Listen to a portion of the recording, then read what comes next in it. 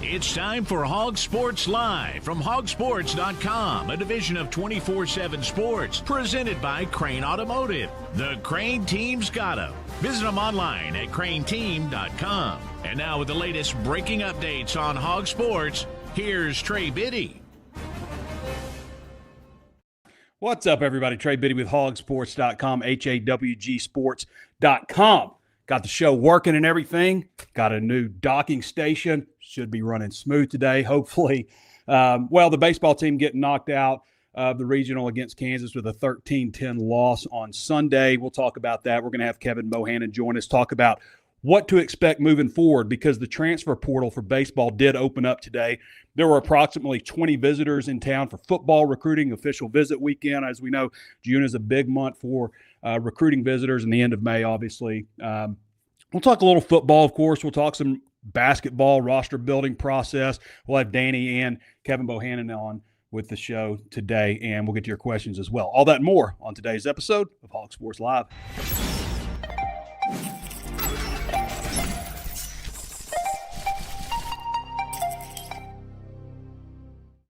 The unofficial sponsor of today's show is the Anchor Supreme Performance Multifunction Dock.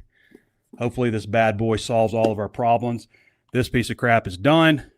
This is the second one I've had of these, and the show crapped out twice on us, so I think we've got it figured out with a new and improved docking station. Okay, on with the show.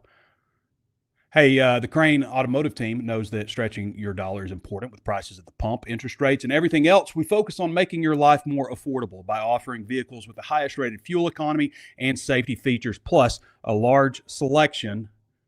Somebody's calling me. A large selection of crossover and hybrid vehicles. We make it easy to get on the road with a vehicle that won't break the bank. We have a vehicle for every lifestyle and every budget. Come get one at one of our 17 statewide locations or visit crainteam.com today. Hawg Sports Live is driven by the Crain Automotive Team. Stop calling me. You've done it. Now you're the Crain Cash Champ. You just won big with the Crain Team. Go ahead, soak it up. How could you not feel like a winner? You dominated with our low price guarantee, and you got way more for your trade.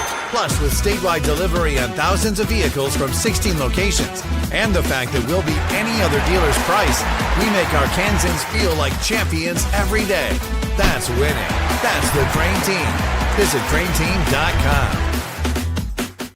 Hey, real quick, also, Hawg Sports is 60% off starting today. This is a 2-week promotion. It ends on June 15th at 11 o'clock. But 60% off, that's like $84 off the regular rate. So sign up at HawgSports.com, HawgSports.com, part of the 24/7 Sports Network. It's $1 a week. It's what it breaks down to.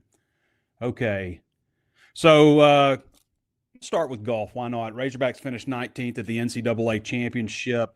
Gerardo Gomez tied for 22nd and will compete in the 2-man playoff today in hopes of advancing to the 4th and final round in terms of the individual. But disappointing finish, 6th-ranked Razorbacks finishing 19th at the NCAAs.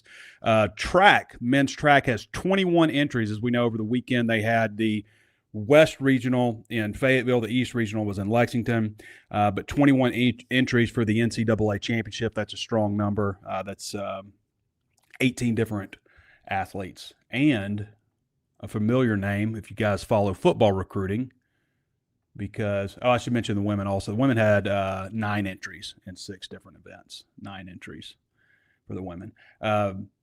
In the quarterfinals of the 100-meter dash, the second-place finisher was Jelani Watkins. Jelani Watkins is the football transfer from LSU. He ran a 10.03 in the 100-meter dash, and he also finished second in the 200-meter quarterfinals, 20.16. Number 1 was Ian Doseman out of Cal State Fullerton with a 20.15. And the first place in the 100 was Louis Hinchcliffe with a 10.01. Everybody was like a senior or junior, basically, that finished up here, and Jelani Watkins is a sophomore. So track team is on pace to they're doing what they need to do to win a national championship. Unfortunate for baseball, obviously.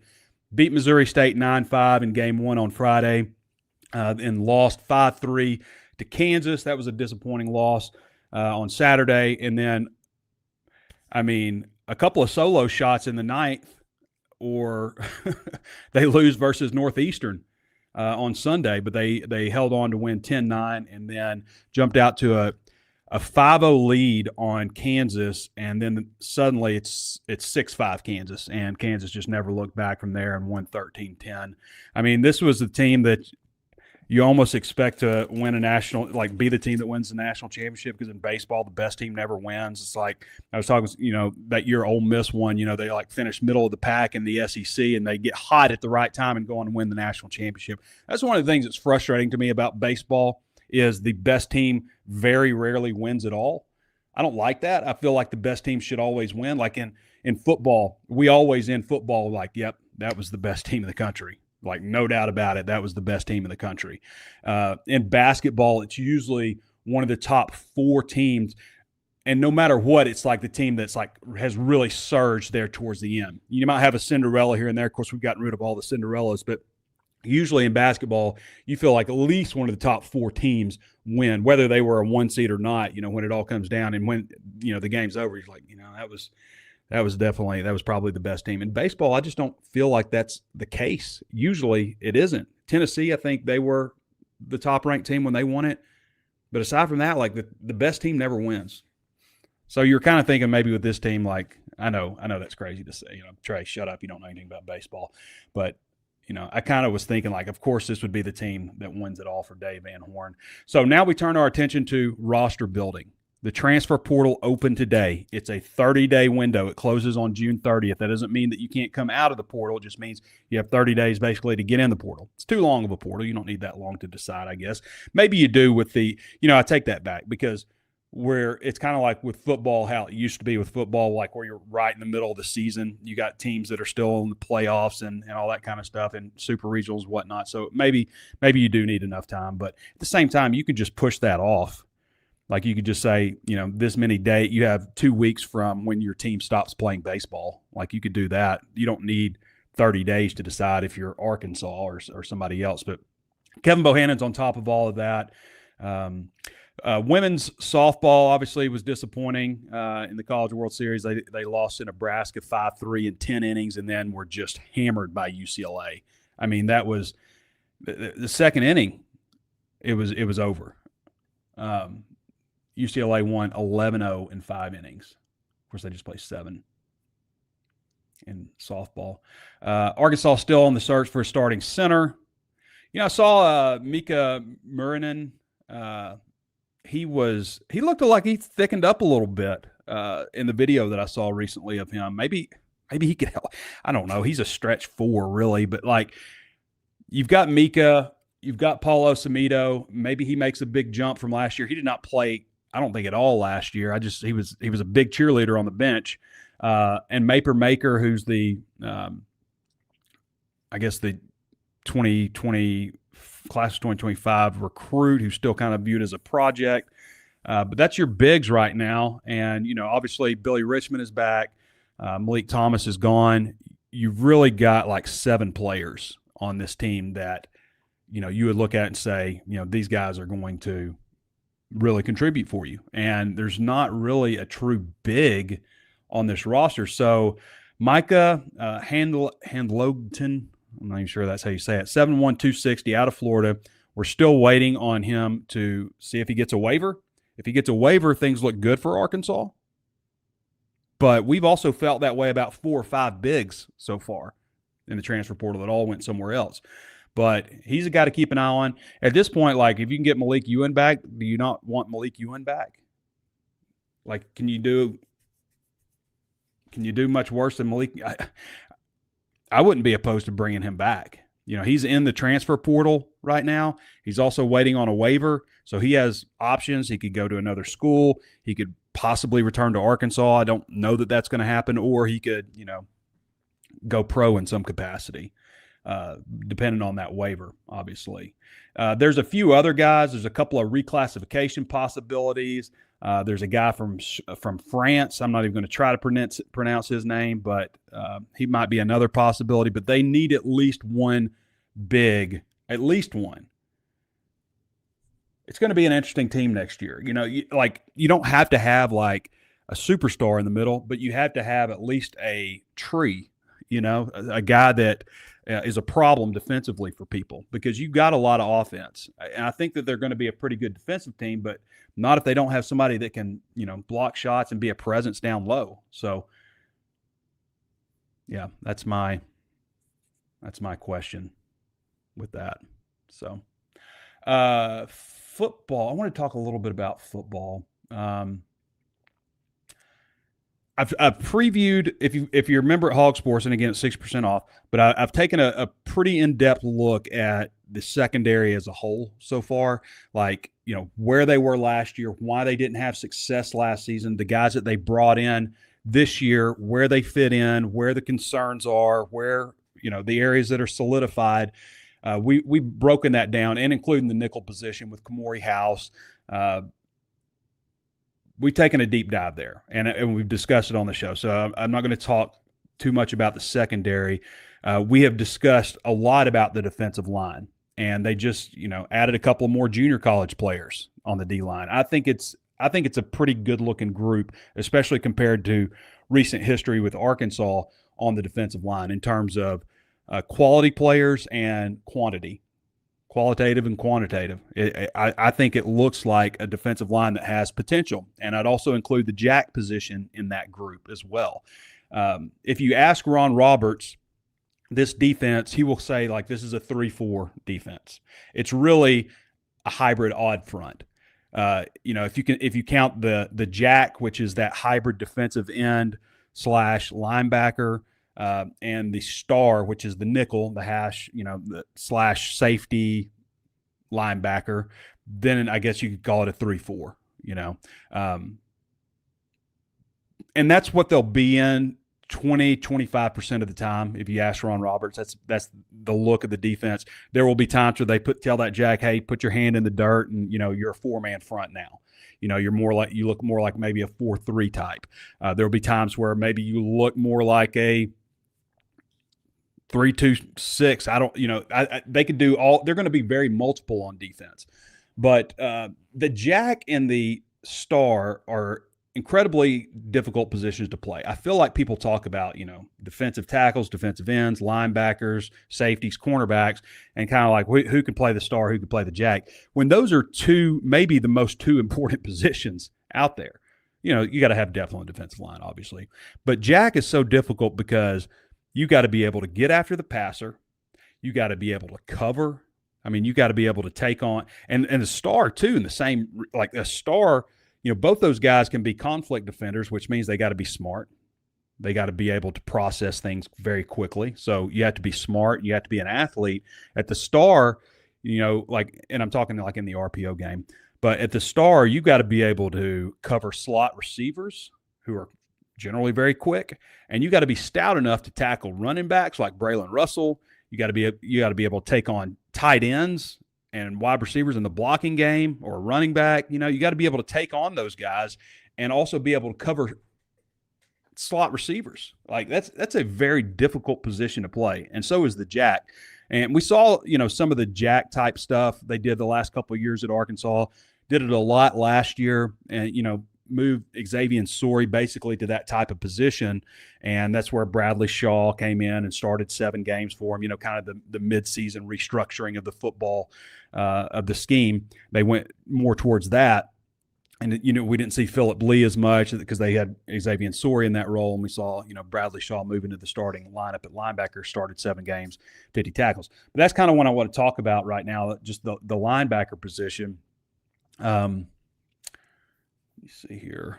We're going to have Danny come on in about 5 minutes or so. So we'll keep talking on this. But you've got Bradley Shaw, and the guy and really, like, here's the thing with linebacker. It kind of makes me think of wide receiver at Arkansas, because you've had some guys at wide receiver that were really good players over the years who didn't translate to the NFL. And you've kind of had that at linebacker. You can have some good linebackers in college who maybe don't make it to the NFL. And like, if you want to talk the wide receivers, Omega Blake last year was a good wide receiver. Andrew Armstrong was a stud here and isn't in the NFL. You know, Jaden Hazelwood maybe didn't live up to that 5-star status, but he was still a pretty good wide receiver. Matt Landers was probably the best wide receiver on that team. Neither of those guys made it to the NFL. Drew Morgan, 63 catches or something one year, 10 touchdowns, no NFL career. Keon Hatcher, Javonte Herndon did make NFL roster but wasn't drafted. Kobe Hamilton made an NFL roster also but wasn't drafted. I mean, that's like you would take every one of those guys. You would take all those guys, you know, and none of them were drafted. And at linebacker, if you go back the last 20 years, there have been 3 linebackers drafted at Arkansas. Drew Sanders, who was just here a year, Dre Greenlaw, and Martrell Spate. That's 2023, 2019, and 2015. Pooh Paul was drafted, but he transferred to Ole Miss. He was selected in the 5th round. But, like, you know, last season we thought Xavier Sori had a chance, but he, you know, started off the year injured and just never really got there. But, like, you would take these guys. You would take Anthony Switzer. You would take Antonio Greer. You'd take Hayden Henry. You'd take Bumper Poole, Jaheim Thomas, Grant Morgan. Dejon Harris played in the NFL a little bit. Like, he had 5 career tackles, but he wasn't drafted either. But you would take all of those guys, and they weren't drafted in the NFL. So –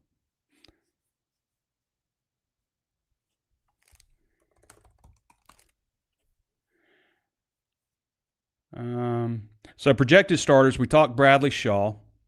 Jaquavian Smith was probably one of the standouts of the spring, maybe a surprise player. Both Shaw and Smith are 6'1", 227. That's their listed height and weight. Shaw was about 240-something last year, so he's dropped a good bit of weight. But Shaw, you know, basically the way Ron Roberts says is this is his defense. Like, they're going to go as Shaw goes. So it's his – actually, he said it's his team. So that's certainly a lot to put on him. But both those guys have high football IQs, and Smith should be a guy that a lot of people know. Wyatt Simmons is probably the next guy, that third linebacker. And Simmons redshirted his first year. He's obviously, if you remember from Simmons' recruitment, like, nobody heard about him, and then suddenly it's like, who is this guy out of Harding Academy? Auburn, Clemson, Florida State, Miami, Oklahoma, Texas, USC. May, June, leading into his senior year, all those guys just jumped on board. All those guys. So then after him, and he ended up obviously picking Arkansas. You know, some thought maybe he would go to Harding, where his dad, Paul Simmons, was head coach, which Paul is GM now there. So you've got Ben Bogle, who transferred. Ben Bogle was an honorable mention All-American at FCS member Southern Illinois. Then transferred to West Virginia, had 37 tackles, 3 sacks in 12 games last year. So he's one of the guys in the mix. Phoenix Jackson, a guy that I really like, who was beat up most of the spring. And Ben Bogle was banged up a little bit in the spring too. All these guys were banged up at times. Phoenix Jackson, 6'2", 217, was at Fresno State, 48 tackles, 4 sacks, couple picks. Transferred to Baylor and had 11 tackles in 3 games and was injured for the season, ended up taking a medical. So Phoenix Jackson, and then Jeremy Evans. So Jeremy Evans, who was also at Baylor, and Evans was a former 4-star recruit, but he never really, like, lived up, I guess, to 4-star status. You know, he just hadn't produced. 24 career tackles. He's a senior, you know. So maybe he's a guy that needs a change of scenery or whatever. So, and then the only freshman is Ja'Cory Smith, who had a lot of really impressive offers also. So that's just kind of a snapshot of the linebackers. You can read all of this. I've broken down secondary, defensive line, and linebackers, and that includes the jack and the star positions. All at HawgSports, very in-depth breakdown just to get a better idea of the defense. I do think that they will have a better defense. How much better, I don't know. I just know it's going to be better. Based on what I've seen, they've got better personnel overall. All right, let's hop over to Danny West. Danny West joins us on the Ozarks Go hotline. If you need fast, reliable, consistent internet service, then check out our friends over at Ozarks Go. where you can find all that. 479-684-4900 or go to ozarksgo.net/hawg, HAWG, and check them out. It is a local company. Danny, how's it going, man? Hey, bud. I'm going. How are you? I'm doing good. It's good to see some recruits in town this weekend. I know what was about 20 guys in town. What can you tell us? Just a brief overview of the weekend. Sure. Got a couple of new commitments, Trey. Specialist. I know that fires everybody up, but they did. They got the kicker and the punter out of the way this weekend, so we'll start there. New kicker commitment, Rocco DePrima out of Como, Columbia, Missouri. So you're taking one from the Tigers there. He's at Rock Bridge High School, 6 foot 180, unrated by 24/7 Sports. You could kind of see both of these two coming, but let me touch on this one first. Declan Ham, great name, Hamm, last name, Louisville, Texas. He's your new punter, 6'3", 200, top 10, 5-star, according to the kicking experts, Trey. So a couple of good, unsurprising commitments there. I think you could kind of see it coming a little bit. Chad Lunsford's been on those two. They had made unofficial trips to Arkansas and evidently just fell in love with the place, man. So, you're up to 10 now. I think they're ranking around 46th in the country. Obviously, you get a couple of unrated guys.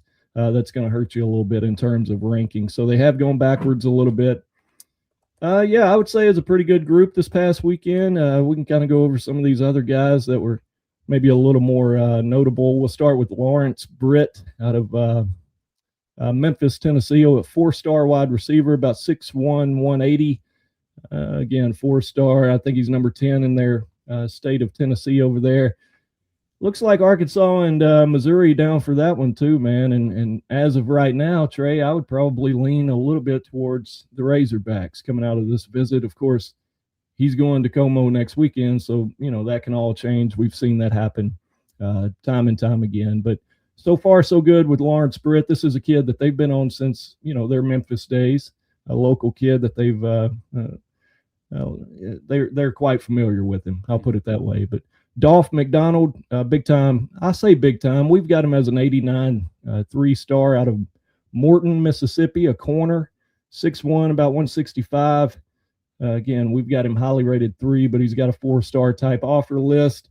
He's got a few more visits to take as well, but man, I think they've made up some ground in a hurry there. They've still got a few Mississippi connections on staff, with Eddie Hicks, obviously recruiting Dolph McDonald. I think he's going to take those visits to Mississippi State at least, and probably Ole Miss as well still coming up. So not loving it, with those two visits still out there, but maybe you can get him to shut it down relatively soon. Elijah Shaw is a 4-star. Are they staying up at the Stonebreaker? Is that the weekend? You know what? They went to Bentonville this past weekend, a new spot. I'm not going to put it out there, but a little bit of a new spot. I bet I know what it is. I know the new hotel there, and it's probably fancy. Yeah. So I do know that. So I'm not trying to give any inside information. My wife went to, I told you about that deal my wife went to at Crystal Bridges. Yeah, I saw that. Yeah, so my wife gets invited to go to Crystal Bridges, and I mean, she didn't know what she's getting into, but the bus comes, picks her up, and then goes and picks up Jennifer Urachek and Katie Silverfield, and like this whole group of girls. And she said Ryan walked Katie out to the car, and like they had just had all those recruits over at their house, like just, and then they were going to Texas de Brazil in Rogers, steakhouse thing. But anyway, that's just a little bit of insight. By the way, my wife goes to this deal at Crystal Bridges, and she looks over, and Martha Stewart's next to her, and she's like admiring this one woman's dress, like this beautiful dress, and it's Jewel, the singer. Really, Jewel. She's pretty Puck local, was there. right? She's not a Missouri guy. I don't know where she's from, actually. I don't want to say. Yeah, I don't know where she's from. Wolfgang Puck was there. Bill and Hillary Clinton were there. Obviously, all the Waltons, Tyson. She was like what just happened? I don't think she had any idea that it was supposed to be that. Anyway, that's kind of, recruits. That's how people feel when they run into Trey Biddy nowadays. Oh, yeah, that's right. They're like, what just happened? I met him. All right. Well, I just want to give people a little insight on, they have been staying at nicer hotels. I can remember back when they sprayed, nothing against Springdale Holiday Inn, but that's where they used to stay, right? For years. Yeah, long time. Yeah. Long time. Went to the, obviously Chancellor for a long time. Yeah, I went to the Chancellor for a good number of years, actually. So they had one in Fayetteville, Biddy. We could probably get into it off the air, but I ran into Petrino there one time. You remember what's the name of that? Oh, one? yeah, it was just like a regular. It was just plain Jane, right? Marriott or something like Chili's, that. Right? Do what? It was right by Chili's and yeah. Over on the north side of town. I think it's just like a Marriott or something. Yeah, but they did that for years there too. Yeah, I forgot about that. Anyhow, we got offside. Right. Pick it up. I want to tell you about this 4-star offensive tackle from Leawood, Kansas, Blue Valley North, Elijah Shaw. We're 6'8", 275, 4-star, number 2 player in the state of Kansas. A little bit interesting there, Trey. I felt like they're probably going to be, sitting on the back burner for this kid, but it seems to me they're making up pretty good ground in a hurry. Now, I don't know if they're going to beat Mateos or not. He's going to Wisconsin next weekend. Still got Minnesota, I believe, after that. But Iowa State's been up there for him, so another local school to battle. But seems like they're making up pretty good ground with Elijah. I just don't know if it's enough, man. So some of these Kansas City kids, it's tough, man. I don't get it, but Arkansas doesn't always blow them away for whatever reason. It's not always the perfect fit. Maybe that'll change this time. But that was another 4-star. And Brajon Melancon, another 88 athlete, we've got him. But they want him at corner. Kid out of Rosedale, Louisiana. Really good kid. I think he could be a spokesperson for Northwest Arkansas at this point. He was really, really blown away by what he found there. And, the hospitality, just how people treat him, that relates to him being, a Louisiana kid. And I think he was really impressed that, it's a one-show state that appeals to him. So he said, hey, I'm in Louisiana. I deal with LSU, but this is just different here. So that's always cool to hear. And I'm kind of burying the lead a little bit here, Trey, with Asa Barnes, running back out of Martin, Tennessee, Westview High School, 5'11", 200. We've got him at 88 right now, 88 3-star, but I'm hearing pretty good things. They may be able to double up with Jeremiah Dent, who was also on campus, and may be able to go 2 for 2 there with that running back situation. Keep an eye on that. Now, again, the trend right now, Biddy, is a lot of these guys have remaining visits, and if you don't shut them down, while you got them on campus, a lot of times they get away from you, especially when they're saving that last visit for the in-state schools, which seems to be the case here for Barnes. But, we'll see what happens between now and then. June 19th is 18 days away, and he's fresh off this visit. Supposed to go to FSU and USC next, so just keep an eye on that one. We'll see what happens there. Danny, I think that pretty much covers, the big names for now. And then we can kind of preview this coming weekend if you'd like. Yeah, let's take a look at next weekend, Danny. What you got? Right.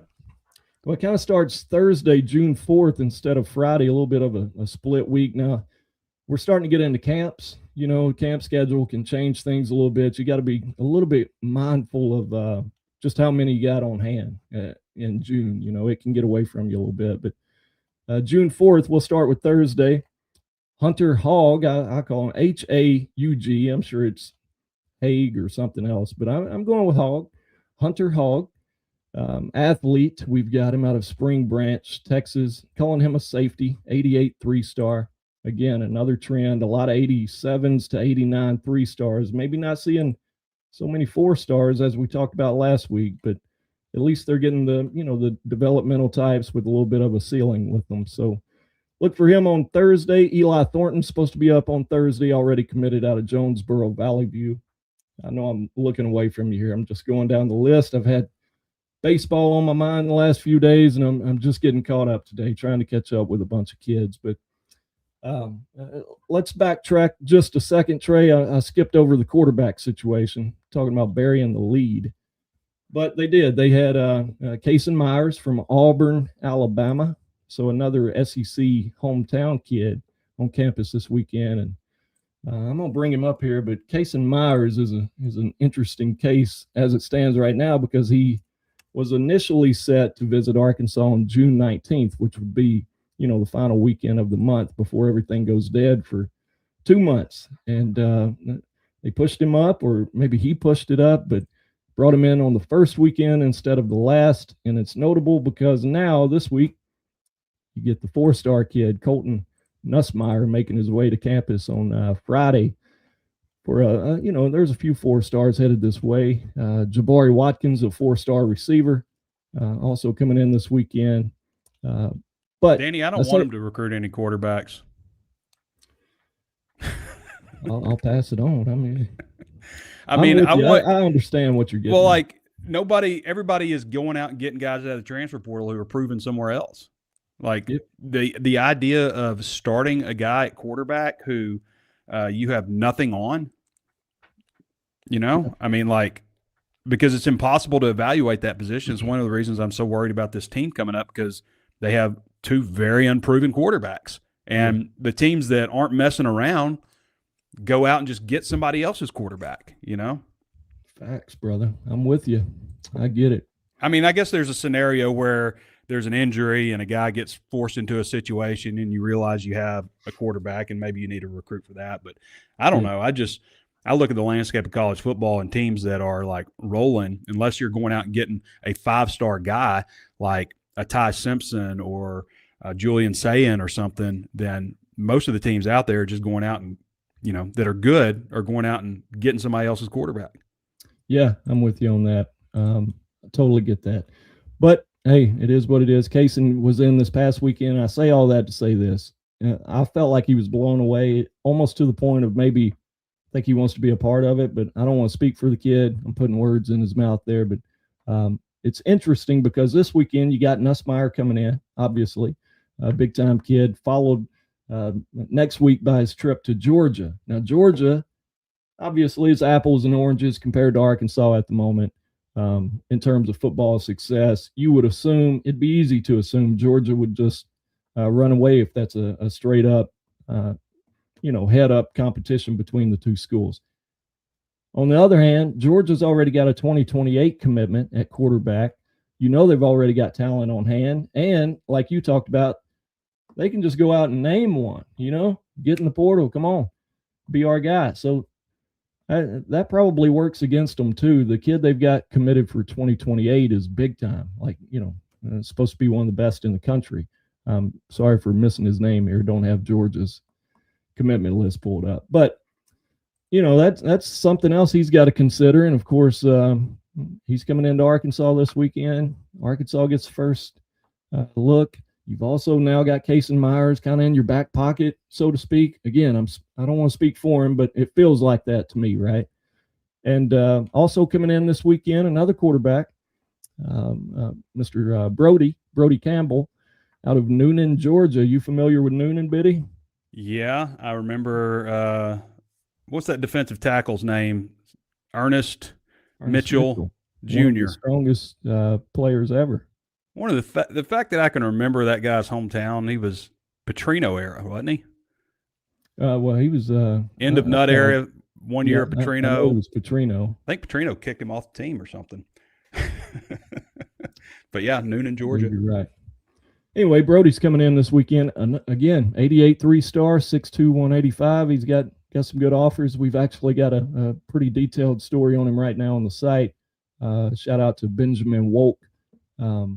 Hey, Benjamin's a heck of a recruiting writer, man. He's coming on big time. He's getting a lot. So shout out to him. Yep. Does a really good job for us. But, yeah, moving on down the list. So it starts there. A couple of quarterbacks. Obviously, Jabari Watkins, a kid out of Thomasville, Georgia, Thomas County Central High School, 4-star we call him athlete. He's a receiver. He's a 94-star, number 25 player in the state of always loaded Georgia. It's kind of a Georgia weekend, Biddy. We talked about the quarterback from Noonan. Now we've talked about Jabari Watkins, but got a corner coming. Emerson Lewis out of Savannah. He's at Calvary Day. Again, 88 3-star. Braylon Mills is an offensive tackle, 87 3-star out of Warner Robins, Houston County High School, 6'6 and a half, 315. You got a few more. I want to say 6 Georgia kids. Rashad Silver coming in from Decatur, Columbia High School, 6'2", 180. We call him athlete. He's a corner, 86 3-star. And then there's a couple more. Oh, Zai Huzzy, who's already committed, corner out of LaGrange, will be in this weekend. He committed, a few weeks ago, about a month or two ago, whatever it's been. On top of that, got a few more corners. I really like this kid, Stanley Peters out of Seminary, Mississippi, 5'10", 170, 87 3-star. I'm going to bring up his list here, Biddy. I want you to check him out if you get time. I think he's a stud, but he was at Houston this past weekend. We're going back to a trend here. I'm seeing June 5th at Arkansas, but followed by Mississippi State, then Ole Miss. So again, home teams are getting the final visits there. That typically works against you, but nowadays you never know. It's a different game nowadays. But people can check out the list. I want to throw one more at you. We're talking about wide receivers. This is one we've talked about for a while. Brody Knowles out of South Lake Carroll, Texas, 6'5", 200, 87 3-star. That's one they've been on for a long time. So no coincidence there. You bring in a couple of heavily recruited quarterbacks, including Colton Nussmeier out of Denton Ryan, Texas. And so, of course, you want to bring in some 4-star talent receivers. So you got Watkins, you got Knowles coming in. There's another kid, Jalen Kello, is a corner out of Willis, Texas, 6'2", 180, recently offered. Made a quick scheduled visit with the Hogs, so could be one to watch there. Jalen Kello, I want to say. All right, good stuff, Danny. You can follow Danny and read all of his content about the recruiting weekend that was and the recruiting weekend coming up and everything that will follow after that at HawgSports, HawgSports.com, or follow him on X at DannyWest247. Danny, I'm going to get you out with one question here from our Q&A deal on HawgSports. It's from Natural State Sports, who's been with us for 24 months. Who was the most – this is a random one. Who was the most impactful decommitment during the Pittman era? Oh, man. That's one that'll make you think. That's a tough one just to throw out at you. Boy, I can't even remember. Let me just run through a few of them real quick. Like, was there anybody that just like went somewhere and dominated? I don't know about dominant. Ooh, Anthony Evans. He's probably a pretty good one. Kid out of Converse, Texas, was committed to him. I want to say I saw this kid this past weekend over in Kansas, Jaden Ham, former tight end. I'm not saying he's on that list, but Micah Tease was a big one. You remember how all that went down. They were in on him forever. Anthony Evans had, for Mississippi State, had 67 catches for 831 yards and 4 touchdowns. Yeah, he might be the pick. Yeah. Ashton Bethel Roman might be the pick. Oh, yeah. Ashton Bethel Roman played for Texas A&M last year. Here's one. Jaden Ball. You know how much I love Jaden Ball, man. I was on him early. I felt like he was going to be a stud, and he was a show-enough stud. All right, Danny. Those are just a few. Yeah. Good stuff, Thanks man. for bringing back good memories there. Hey, those are the kinds of questions we get these days. That's right. Tell me something that'll make me hurt more. Yeah. All right, brother. Appreciate you. All right, man. See you. All right, everybody. That's Danny West. Follow him at Danny West on X and read all of his content at HawgSports. Hey, you guys know how much I value long-standing relationships. Well, I've known Bo Bittle for 25 years, and when I needed car insurance and when I needed homeowners insurance and when I needed business insurance for HawgSports, I called Bittle Armstrong. Bo, Rob Armstrong, and their team have over 100 years combined experience. They work with you just like Auto Owners Insurance works with them. Expect local support from somebody you know. Questions about your policy? Call Bittle Armstrong direct rather than a 1-800 number. Auto Owners Insurance intended it that way so you don't have to wait on hold forever.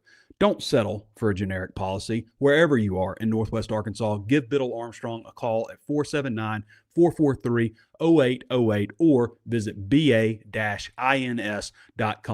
Auto Owners Insurance owns an AM Best rating A+ Superior. They trust people like Bo to work for you.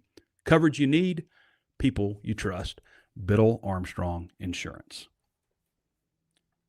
All right, we're going to turn our attention now to a guy who's getting very busy, Kevin Bohannon, because the transfer portal has opened for baseball. You can read all of Kevin Bohannon's content at HawgSports, HawgSports.com, or follow him at Cabo Baseball Guru on X. Jayhawks are just too much for him. Cabo, yeah, too much. They Not enough were arms really also. good. They were better than what I thought. Tyson LeBlanc and Justin. There was so much talk about Justin LeBron from Alabama. Tyson LeBlanc at Kansas can play circles around him. He is a tough out, 24 bombs from the leadoff spot for a shortstop. I mean, come on. I mean, that's the type of guys they were dealing with this weekend. Dykoff at first base. I mean, they had Brady Ballinger was like a preseason All-American hitting in the 8-hole for them. You know, their pitching depth is not, that deep, but the guys that they ran out there competed, Ryan Ritter and then the Bade guy, the starter that they put out yesterday from France. I'm not even going to try to say his name. Arkansas got on him quick, and Arkansas didn't even see Dominic Vogel, who leads the team in strikeouts. He's got 117 on the year. So, yeah, Kansas was just too much, and Arkansas didn't have the pitching to keep up. Yeah, Kevin, you want to give us some grades maybe? What did you think about this team this year? I was saying earlier on the show, it's like this will probably be the team that wins the national championship, gets hot at the right time, just because it's always, it's never the team that's ranked number one. It's always some team like that just gets hot at the right time, it seems like. But the overall season, I know there's not going to be a lot of A's or even B's here. Yeah, and, that's expected for a team that – and a lot of people said, was this the worst team in the last decade? And it's hard to put a worst label on a team that won 41 games for, and 40 wins for the 9th consecutive season. So I would say the most inconsistent team in the last 10 years for Dave Van Horn, since the 2016 team. You really didn't know what to expect. And, I said a couple of times the game yesterday was kind of just a good snapshot of what the season was like. Start out really well and then get down, then maybe make a little comeback, and at the end you just didn't have enough. So that's really how the season went. So, yeah, I broke it down into 3 categories. I leave coaching alone. Yes, it's my job to, offer, analysis and maybe criticism on coaches, but I leave that alone. I thought Dave Van Horn did a really good job of what he had to deal with this year. That was a lot. I think it took a few years off of his life expectancy, just the injuries, dealing with everything, having to play so many freshmen. And he said that in the post-game press conference yesterday. They weren't expecting to play this many freshmen. They didn't have a pitcher step up from that freshman class and be the guy like they've had in the last few years. Carson Wiggins, Jackson Wiggins, Gage Wood, Hagen Smith, Brady Taggart. Just over the last 5 years, they've had at least one freshman step up that they could rely on, and they didn't have that this year. So I broke it down into pitching, hitting, and defense. So starting out, we'll start out with defense because it was the worst. We'll give them a D on the year. They ended up fielding 972 for the year, committed 62 errors. And a lot of that has to do with having to play Camden Kozel at shortstop. That's not his natural position. You put Micah New in center field. He had been playing shortstop at Marshall up to that, so that was a first-time position for him. Right field was up and down all year. Didn't have a really athletic guy out there. So, yeah, defense was a D. Hitting, I put C+. And, they hit 105 home runs. That's 4th most in school history, but they also struck out 605 times, which is the most in school history, no matter if it's total number of strikeouts or strikeouts per game, which was 9.6. So it was right there in the middle. They made a good run at the end offensively. I thought it was really good. So in pitching, C-. Now, and you look at the grades together, they're, this an average ball club, but maybe slightly above average considering they won 41 games in 17 in the SEC, 20 if you include the SEC tournament. You had guys like Ryder Helfrich 18 home runs, 53 RBIs. He's going to be a first-round draft pick. Camden Kojal upped his year from his first year on campus, now 20 home runs and 71 RBIs.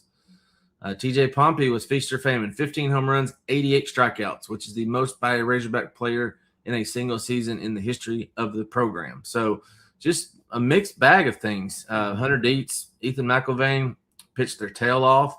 Gackle towards the end of the season kind of figured it out again, but a lot of production to replace in the coming weeks. You mentioned a few juniors there just now, but there's a lot of juniors on this team. This is from Hot Diggity Hog. Who do we expect back? Like how many guys can we expect back? You know, Souza, you mentioned Pompey, Kojal, you mentioned Helfrich. Obviously, he's going to be a first rounder. But there's Big Country, McIlvain, Tuna, Ruiz, Dossett, Tate.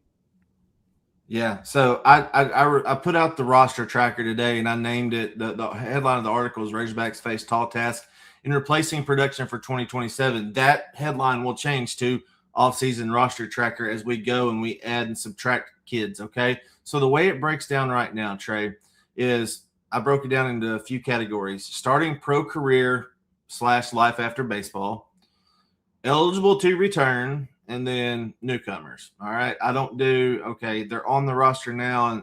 Okay, you got guys that are leaving, you got guys that are coming. Bottom line, you've already had 2 guys that have entered the transfer portal. Tyler Holland, who's a utility guy, and then Caden Mitchell, who is a freshman corner infielder. So you haven't lost anybody that you really, got any production out of. But Nolan Sousa, New, Pompey, Kojal, Stewart, Gackle, Helfrich, Dietz, McIlvain, Coyle, Fisher, Ruiz, Wiggins, and Brennan Kleiman are the 14 that I have projected to move on right now. Guys like Colin Fisher, who could come back for a senior year and maybe produce more, I think he has reached a point at Arkansas to where he won't be, I hate to say it, welcome back, because they have to move on to somebody that can produce in the SEC. Bottom line, that's where they're at this point. They have to get production and build a championship roster. So Tate McGuire is a 50-50 draft prospect. I think he will get drafted, but I have him on the eligible to return right now because I think it's kind of in that line. Same thing with Kuhio Aloy. He does not have a position, Trey, and teams do not draft DHs, designated hitters. So will a team take a chance on his bat and get him in their pro program and teach him how to play outfield? Possibly. And Arkansas has to make the decision, do they want to bring him back or they want to take that spot and give it to somebody else that can play a position? Because that's what they need. They need position guys. They're going to have to get 7 or 8 position guys. Brennan Clark is coming back. He was projected to start in the outfield. He would, after everything shook out, I think he would have started in right field this year. So that's the only guaranteed starter that I think will come back and possibly start next year. Then you have to go through all the pitching as well. Got a lot of freshmen back, and then you got Cole Gibbler, and then a ton of to-be sophomores. So Reese Robinette would be a redshirt senior if he came back, but I think they'll move on from him as well. Wanted to get you another one. This is from Pittsburgh Squealer. No, excuse me. Arnold Ziffel, the pig. Yeah. He says, what effect does the new baseball general manager have on recruiting and NIL transfers? So DJ Baxendale, what are your thoughts on that? Yeah, so it's kind of a director of player personnel, but somebody that can handle the finances, the accounting, and build a roster out. So Vanderbilt released a job title description for the same position. They didn't call it a general manager, but it was like director of player personnel and scouting or something like that. So, and it had on there, project revenue for the next 4 years and roster tracking for the next 4 years. So right now they have 23 that are eligible to come back, Trey, maybe 24 if you add in Colin Fisher. They've got 12 newcomers coming in. That's 36. The roster limit's 34, not counting the designated student athlete tag that a couple of these guys had, and I think that vanishes after this year. So it's DJ's job to have the accounting for how much money's going out and how much money's coming in. Now, there are numbers that have been floated around that aren't verified, like Camden Kojal, 325 to 350. Ethan McElvain, 400,000.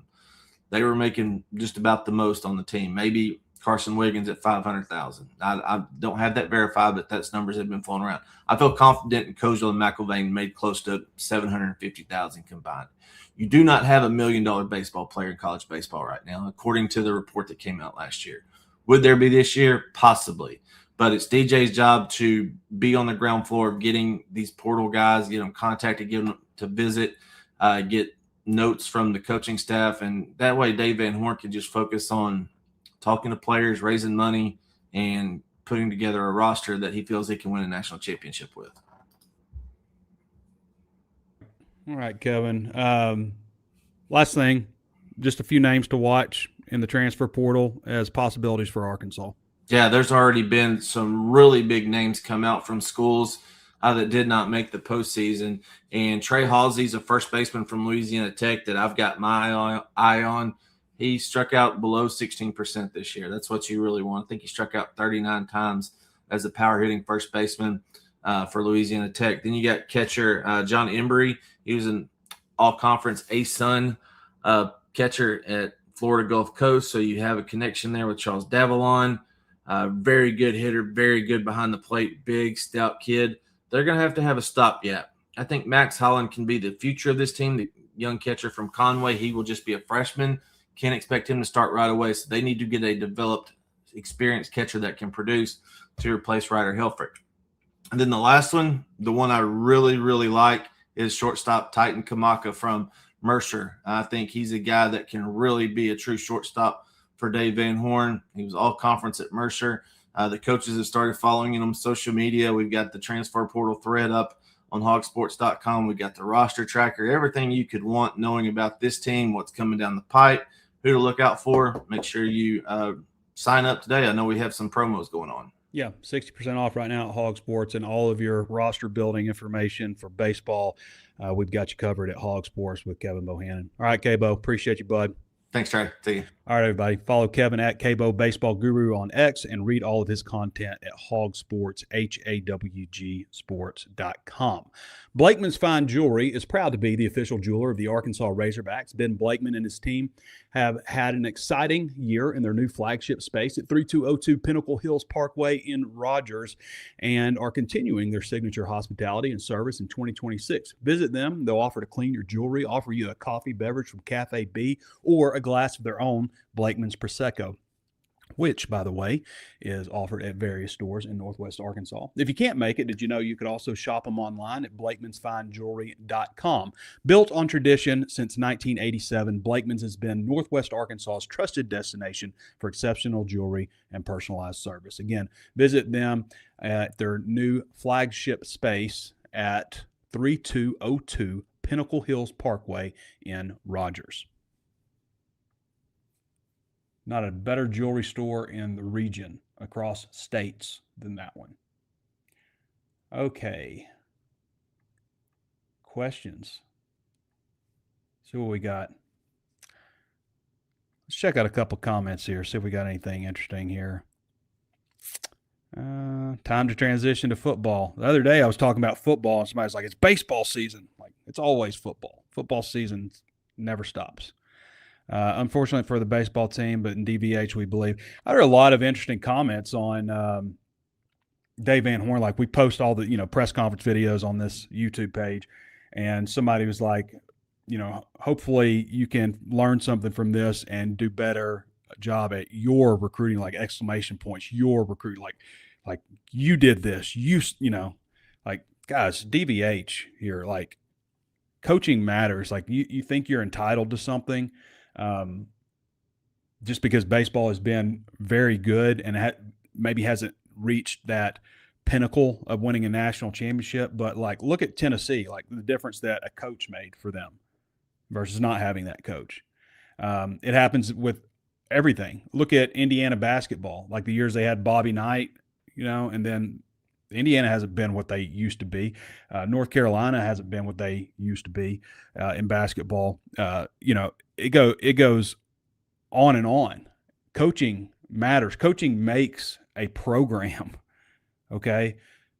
like Alabama's not what they were without Nick, now without Nick Saban. Like, coaching matters. And people need to remember, like, DVH is an incredible baseball coach, and Arkansas is lucky to have him. And he's not going to be perfect. He's going to make mistakes, obviously, but a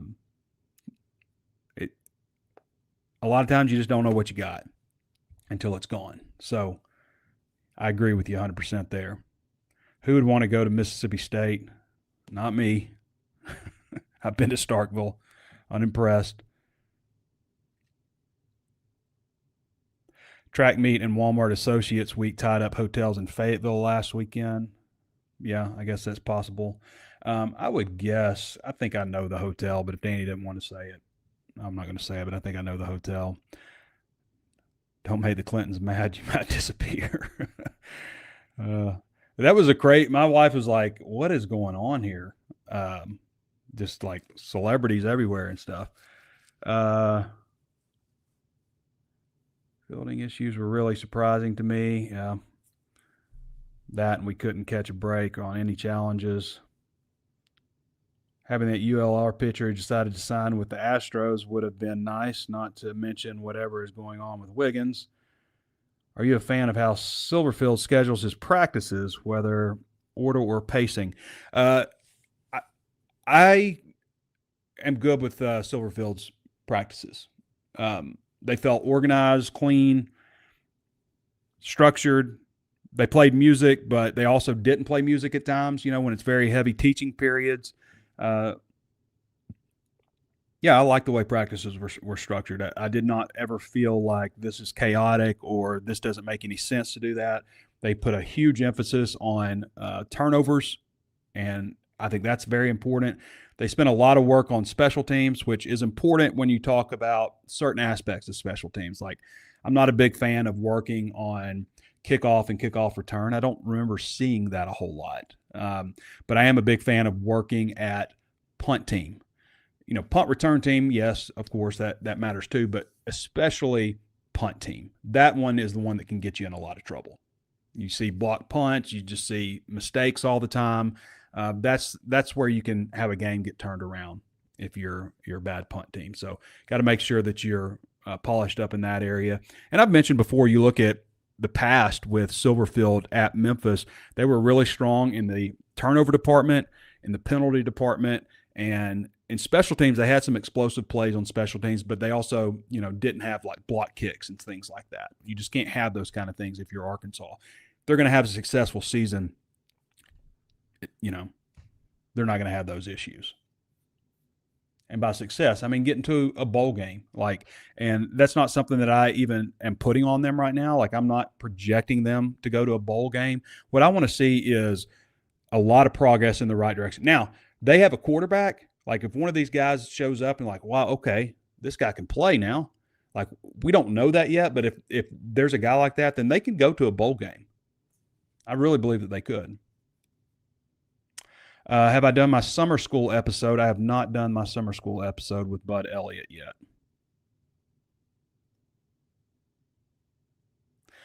All right. All right, let's look at the questions over here on HawgSports, HAWG Sports. Again, 60% off. Army of Nabunga says, did you have anything to do with the recruiting? Deckland. That's an old joke about apparently I have all my employees wash my deck. Natural State Sports, we answered that one about decommitment of the Pittman era. Joshua 11 says, Trey, any thoughts on the football team in this upcoming season? Have you booked your trip to Salt Lake City yet? I have not, but that is on the plans. I did over the weekend book my trip to SEC Media Days. I'll be flying in the night of the 19th and then leaving after Arkansas, which is on the last day. So I did book the trip to SEC Media Days already, but next on my to-do list is booking the Salt Lake City trip for the Utah game. It's a very important game, 9:15 p.m. our time, 8:15 p.m. their time, 10:15 p.m. if you're watching in the Eastern time zone. It's an incredibly late game. Surprisingly that they made it so late, but they did. That's what they decided to do. Okay, we answered Arnold Ziffel's question. Pittsburgh Squealer says, no, given our NIL budget, would you sacrifice a few of the defensive commitments and use that money on a proven quarterback? I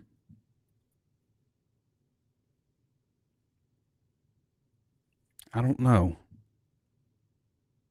It's a good question. Like, would I give up? I mean, I would take a proven quarterback, yes. I would take a proven, like, this guy's a really good quarterback. Because you have to have that. You have to have a good quarterback to be a good football team. You can't just have a crappy quarterback and be good everywhere else. Like, that, it just doesn't work that way. So I have to say, yes, I would sacrifice. I mean, what is it going to take? That might take a few defensive layers. That's a lot because I want to have a good defense. That's a tough one. It's a tough one to choose from, but you have to have a quarterback. And maybe they do. They could, but they definitely don't have a proven one. How many players hit the portal leaving? We talked about that a little bit with Cabo. TJ Football says, where is Connor? Is he okay? I just didn't have him on the show today because we had a lot to do with recruiting and transfer portal stuff with baseball, and the baseball season just ended, so I didn't have Connor on today. But Connor has had a family issue, but he's back up and running now. But last week he had there was a family emergency that he had to deal with. We talked about the baseball general manager. Paul Feinhog says, what % chance would you give Arkansas to win the Natty in baseball, basketball, or football in the next 5 years? Baseball, maybe what I've always given them, a 50% chance. I mean, I do think that DBH, and, I don't know that he's going to be here longer than 5 years. What is DBH, 65? How old is DBH? Is he even that old?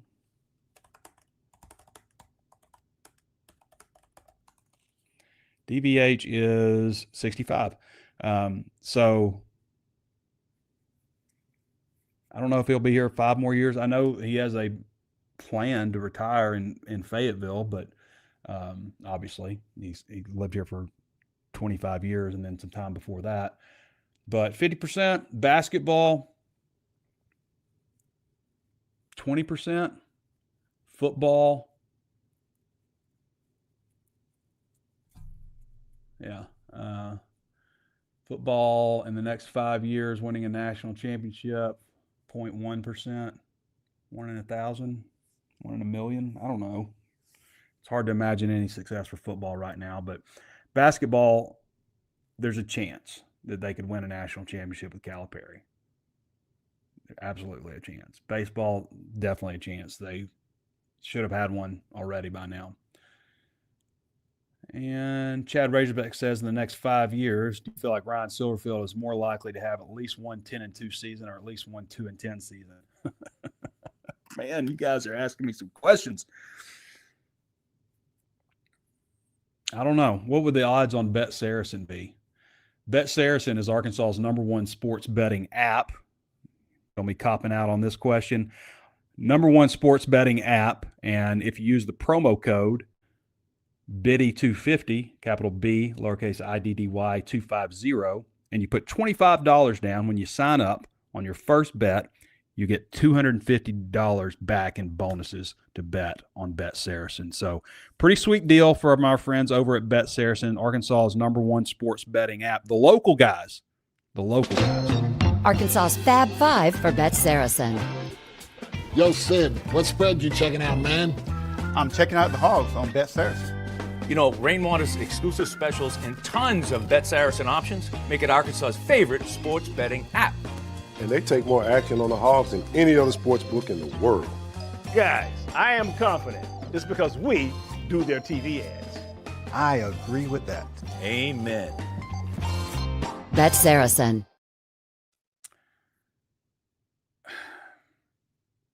I mean, probably more likely to be 2-10. I mean, 10-2 is that's a season, and especially if you consider the 9-game SEC slate that they have.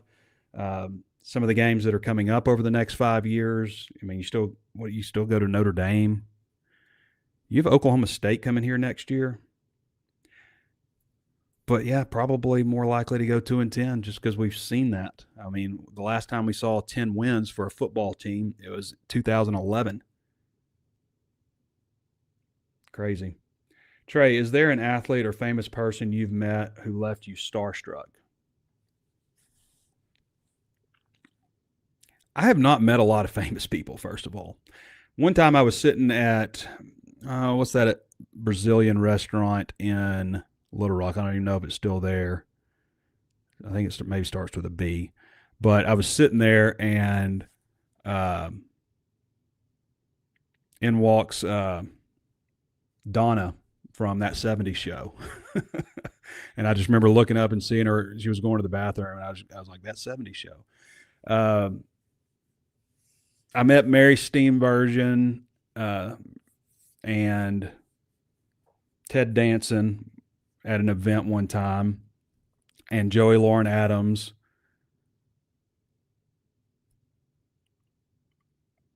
This was funny. This one guy had bid something on some, auction item, and Mary Steenburgen goes up, and she's thanking him, and this guy just wants to talk to me. And it was like, and she's like trying to talk to him, and it's like she wasn't even standing there. But meeting her and talking to her was cool. I've always liked her. And she's, Arkansas. She went to Park Hill Elementary School, where I went to elementary school also. My sister wrote her a letter one time and asked her to come speak at the school, and she did. She came to the school and spoke to everybody, which was pretty cool. So I've always liked Mary Steenburgen. I met the dude from Blackish, that TV show. I didn't meet him. He was just in the elevator with me in Memphis one time. Like, I look over, and it's the dude from Blackish. I don't even know his name. But he was I guess I met him. I'm trying to think, like, I'm sure there's a big celebrity that I've met that left me starstruck, but like, it doesn't really happen for me with athletes anymore because I meet so many of them.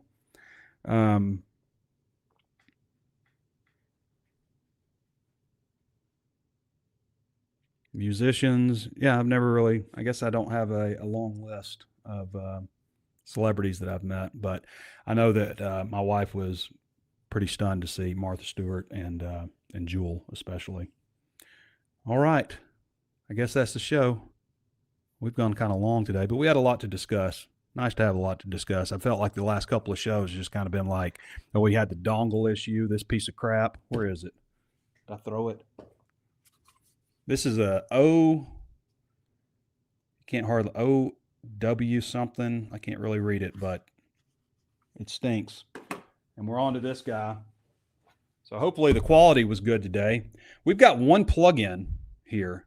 So I don't even have my power cord plugged in now. It's just this one plug-in, and then I've got two monitors here. I've got the camera.